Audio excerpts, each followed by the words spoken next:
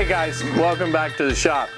In this case, my good friend Ray's shop, who's in Washington, near where I used to live. And I wanted to give you a little shop tour in his shop. It's a little smaller shop. Ray, what are the dimensions on this? 30 by 26. 30 by 26. So as you can tell, I've got Ray mic'd up on this as well. And hopefully he'll lead a bunch of this and tell you kind of what works for him and what doesn't. And if you dig way back in my archives, you may see a few things in this shop that came from my original shops. I'm a big fan of paying it forward, and Ray was getting into woodworking at that time, so he got a lot of things that were in my original shop as I moved on or upgraded. But I see, looking around, there's still a lot of things in here that still work really well for Ray, and we'll talk about those things as we get there. So we'll move the camera around a little bit, and I'm just going to take you around the whole shop and show you what he's got, and we'll talk to Ray and see how it all works for him. And yeah, we'll go from there. So let me move the camera. All right, so starting on the south wall of Ray's shop is like most shops, is kind of, you know, the heartbeat. He has an older 3-horsepower Grizzly saw in here. I believe the closest newer thing you're going to come to this one is like the 1023. But this one was old enough it didn't come with a riving knife or anything along those lines. And he put the little splitter in here in his zero clearance insert. And the table saw is still running great, so he hasn't changed it out at all. The fence that's on here, I believe, came off of my original 751P. Correct me if I'm wrong, Ray. No, that is correct. But it just fit right onto this fence or right onto this saw, and he got an upgraded fence, and we moved on. I know it's hard to see down here, but you can see the bag. He does have a Shop Fox dedicated dust collector to it, which, you know, judging by the dust that's around the saw, seems to work pretty good. Dedicated outfeed table. I think this was an original in my shop as well, wasn't it, Ray? It was. That was the, I believe, the first outfeed table that I ever built, and that was my shop here in Washington. So he was the recipient of that. As well, he's got a little Grizzly 6-inch joiner behind me, not super long beds, but it functions well for him and the projects that he builds. So on the table to this side, you see he has a little Tormek unit for sharpening, you know, his chisels and blades as he needs to. And then he has a little spindle sander there as well. The spindle sander is easily moved. It's just a good storage location for him. So if he was running something larger through here, it's not a big deal to move that. So we'll switch the camera around and kind of move up this side and show you what's kind of all on this wall. All right, so kind of moving down this wall, he has the little anniversary edition 14-inch bandsaw, which I think has held up really well for Ray. It gets used quite a bit in this shop. Ray tends to build a lot of smaller projects and things, so kind of a workhorse. And then of course he has the DeWalt 735P. If memory serves me correctly, you started with the little Grizzly 12.5 or 13. Yeah, I did. Yeah. Yes, I did. Kind of the same one that I had. But he's upgraded that in his little Grizzly stand-up drill press. And then he built this cabinet. Lovely job. This is one of my favorite cabinets in the shop, which is just his drill station. So it's all on soft close hinges and stuff. But it's handy to have right here, kind of where he does all of that stuff. So it's also convenient to his outfeed table, so he's not running all over the shop. Even though it's not that big, he's not running all over the shop to get what he needs next. So I really like that layout. The ace bag that you see, I think you can see down here low, Ray just stores his dust out of both his dust collector and that little Shop Fox, and when it's full, he makes a dump run. So I know a lot of people ask, what do you do with your dust? Well, that's what Ray does with his dust. Here it's fairly inexpensive to make a run to the dump and just discard it as he needs to. So as I said, this was my very original outfeed table, and you can still see a lot of things in this table that are incorporated into my current outfeed table. A lot of little features and things like that. You know, for instance, the drawer storage for all of his fasteners and stuff is, again, right here at what is really his primary work location. So he's not traveling all over the shop to get some things. I noticed in this drawer too was still the original foam inlay that I did in this drawer many years ago. It obviously doesn't fit his needs anymore, but he'll learn what lives in his drawers and upgrade accordingly. But this was literally the pink rigid foam insulation routed out to fit the items that he wanted to fit. And I have a video on that. I think the under table saw storage video that I did gives the process for doing that. And then in this drawer, this was kind of a neat idea for this particular one, because I had bracing in here. I added a pencil storage box over on this side, and I noticed that that's still here to this day, which is kind of cool to see that little detail still holding up so many years later. But it works well for Ray. And then of course down here, this is just all of his glue up stuff, so that it's quick and easy and at hand when he needs it. We mentioned the Festool parking with the boom arm. Again, this is where he does a bulk of his work. And this is really the same setup that I had many years ago at this very table. So obviously that's a detail that's held the test of time and worked really well. So over here you see this kind of unfinished cabinet or multiple color cabinet or whatnot. You know, like most of us, we grab cabinets kind of wherever we can, and we repurpose them for use in the shop. So Ray may finish this one at some point, or whatever he decides to do. This particular one just houses his various finishes and whatnot. As well, on top of that, you see the original little Erlex sprayer. And that was the very first one that I had, and I sprayed a lot of water finishes with that sprayer and had fantastic luck. And it's kind of cool to see that still in use to this day in Ray's shop. So as long as we're over here at kind of Ray's heartbeat of his shop, I thought I'd talk a little bit about the sleds that Ray uses in his shop, at least the ones that he uses the most. And certainly for him is the Incra, and the Incra is a great miter gauge. I have one in my shop. I love it. As you all know, I've upgraded to the Harvey, and there's a lot of controversy around that, and I'm not into going into all that stuff here. The Incra works great. It works great for Ray, and he still uses the Incra.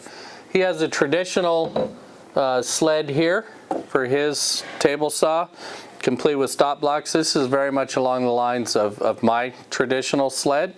Again, the downside to these is that they're a little bit narrower and it's hard to get wider stock in it. And I think a panel sled is in Ray's future to alleviate some of that. And he'll get there. And of course, I hope you all recognize the picture frame sled that I did and I have plans for on my website. And Ray uses this quite a bit as he's redone several picture frames in his house. And this sled holds up really well for him to this day. So those are kind of the primary sleds that Ray uses at his table saw. So moving down this wall is Ray's miter station. Again, a little smaller version of what I have in my shop, and I see he's added a little vise here at the end. I'm sure he gets plenty of use out of that. But this was my original DeWalt 718, and it does great. You get finish ready cuts off of this, right? Oh, absolutely, you bet. He has a little bit more of an aggressive blade in this right now. He's doing more of a house remodel than he is furniture building right now. I had also added the aftermarket laser to this, and I was never happy with this, but I left it on when I gave Ray the saw, and I think, Ray, you found similar results. Yeah, I'm not real pleased with it at all. So it doesn't get used that much, but just it's a fine chop saw. Again, the offcut right underneath, and then he built the cabinets and has all his storage and the full fences on this. The only thing he doesn't have is the stop block in the table, but he uses the stop blocks on the fence. So moving down, you'll see that Ray has the Jessamine table, very similar to mine, not quite the same.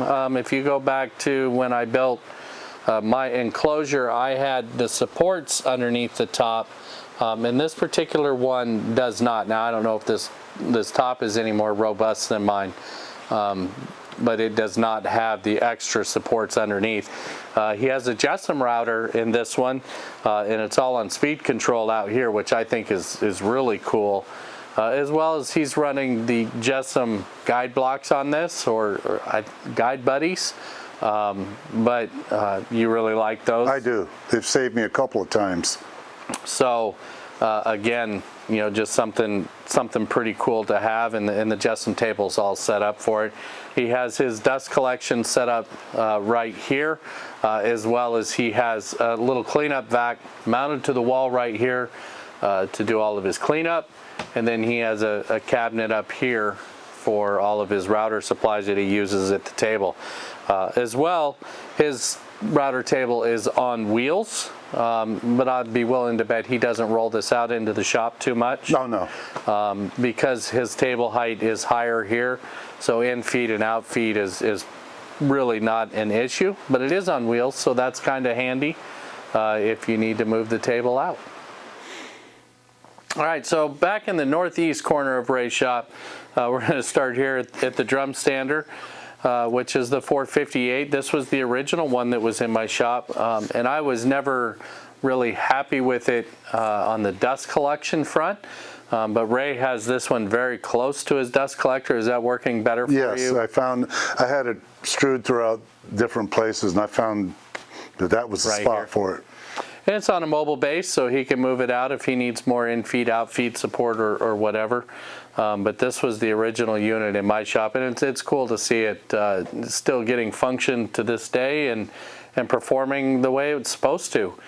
The dust collector is the 2 horsepower dust collector. I'm not even going to attempt to remember the number on this, and the number's around the back side, and I don't really want to pull it out. But again, this is running a PVC through his shop, and I think it's doing fairly well. It didn't pick up well at the table saw for him, but that's, you know, quite a long run for a small dust collector, which is why he added the little shop box over there. But it's still holding up well for Ray and doing what it was supposed to do, and keeps his cleanup down. So, you know, that's all a good thing. And of course, heating in the shop is always a big to-do, and people always ask, you know, how do you heat your shops? And I've been a pellet stove fan for years and years and years. And here in Northwest Washington, quite frankly, you really don't need AC, but heat you definitely need. And so Ray's running a pellet stove in his shop, and that's just vented directly through the wall to the back side of the shop. And it heats the shop fairly well for you, correct? Oh, it does. We had a couple of days at 12 degrees. I think the highest it got was about 60 degrees, but it was still comfortable to work in. Sure. So a good, cheap, inexpensive option. And the neat thing about pellet stoves is they don't require all of the fireproofing around them and everything. The only thing that gets hot on this is the glass itself. So it's really a nice, safe option in a wood shop. It is a sealed wood burning stove, essentially. So you don't have to be as cognizant about, you know, fumes and things like that with a pellet stove as you do with a traditional wood burning stove. Of course, up here is Ray's lumber storage. And I've pitched Ray a lot of garbage about some of the lumber that's sitting on his lumber storage. But in Ray's defense, he's also currently working a house remodel. So he has a lot of lumber and things up here that wouldn't normally be in a furniture building wood shop such as Ray's shop. So Ray also has down in this corner, he's got his offcut bin and a little lathe and things like that, but because of the house remodel, that's really gunked up, so I'm probably not going to put that on camera. There's really not a whole lot to see. The lathe is a very old lathe, and there's really nothing to see there. So we're going to rearrange, and we're going to go back to Ray's bench and show you that side of the shop, and then we'll get this thing all wrapped up, hopefully with a couple of nice words from Ray. All right, so down here on the west end of Ray's shop, you'll see his bench. For the eagle eyes out there, you'll notice the base on this is almost identical to mine. Going back numerous years, the lumber that came out of this, we had a friend that worked at a local lumber mill here, and this was all blem stock that we got literally for nothing. But there was enough to build 2 bases. Now my bench, obviously I went to a split top Rubo with maple, and this top on Ray's bench came from the Grizzly sale. They do it once a year. It's like a damaged pennies on the dollar type sale. There's a name for it and I don't remember what it is. But that's where this top came from. And the back on this one was damaged, and we were able to just put a track saw on it, cut the back off, and this became the top for his bench. And I don't recall what we paid for this, Ray, but it wasn't. It wasn't about $100, I think. Yeah, it was not very much money for this very nice top. Now Ray's added the bench crafted leg vise to this one, which still functions very nicely. He hasn't added a tail vise to it, but he can add a tail vise to this anytime he so chooses. As well, he's put this one on the casters on wheels, so he can roll this anywhere in the shop he wants and use as he sees fit. The tool cabinet that you see up here is a work in progress. He got the outside done, but he hasn't started on the inside yet for all of his hand planes and things that go with a fine bench like this.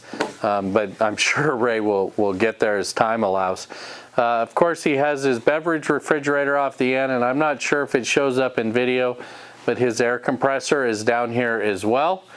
So he can get air anywhere in the shop that he needs.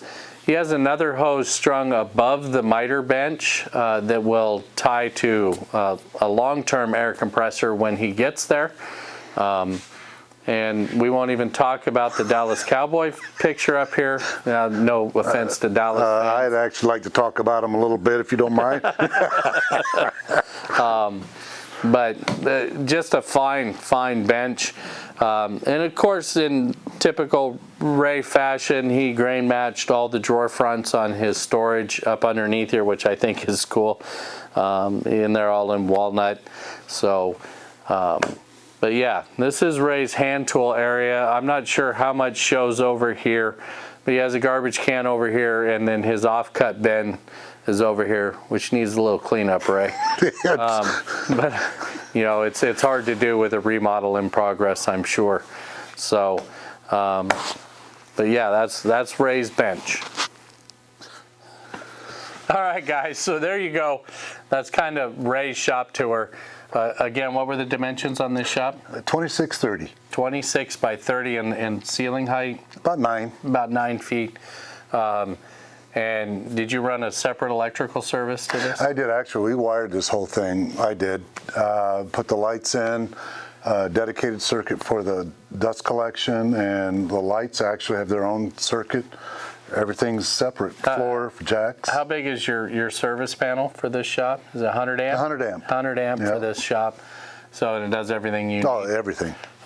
So, you know, there you go, kind of give you some ideas. I see you still have some coverings on the walls to do and things like that, so you're still working on insulation. Yeah, a little at a time, yep. Sure, absolutely. But a very functional shop at those sizes and those, you know, that power setup. So, like I said, for me, it was a pleasure to walk around here and see kind of some of the things that, you know, were from my earlier shops and still in play here. It goes to show that it's not how much money you can spend, but you know, how good the piece stands absolutely, up to time, right? You know, the outfeed table and the Erlex and, you know, things like that. The original miter saw, for crying out loud. So it's very cool to see that, Ray, and I very much appreciate seeing that stuff in here. As well, for me, it's nice, you know, when I come back here to visit my kids, to have access through a good friend like Ray to a fantastically functional shop to come in and do little projects. I think we've done a few little projects for them along the way. So, guys, that's going to wrap it up for this one. My heartfelt thanks to Ray for allowing me into his shop and shoot this video and be willing to be on video for a change. Ray's helped me out a few times in projects in the past where he didn't want to be on video, and I always respect that with people in my shop. So I'm grateful that Ray was willing to be on film this time. Heartfelt thanks to his wife as well, who's always just such a wonderful person. I love your wife to death.